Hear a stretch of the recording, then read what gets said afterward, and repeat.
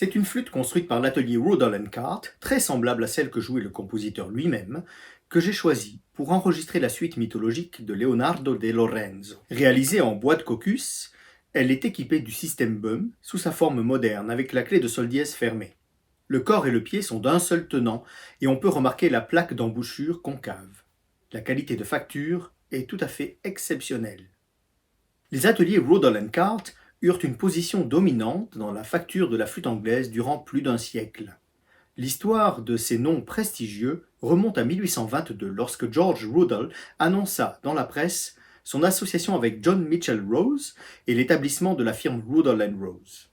Très vite, leurs flûtes à 8 clés, ou davantage, se firent connaître par leur excellence et rivalisèrent avec les firmes Monzani, Prowse ou Clementi, au point de les supplanter. Richard Cart, un élève de George Rudall, les persuada très tôt de s'intéresser aux travaux de Theobald Bum, et Rudall & Rose produisit donc les premières copies de flûtes Bum en Angleterre dès les années 1840.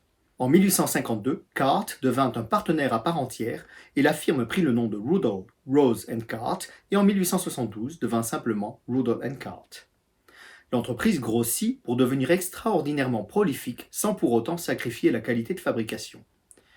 Aux côtés des flûtes système simples et des flûtes Bum, coniques ou cylindriques, elle fabriqua aussi de nombreuses flûtes avec des mécanismes alternatifs, comme les systèmes Cart, Clinton ou Radcliffe. Cette flûte, qui porte le numéro 5667, a été fabriquée en 1914. Elle m'a été très gentiment prêtée par le collectionneur Ulrich Halder, malheureusement disparu peu après cet enregistrement.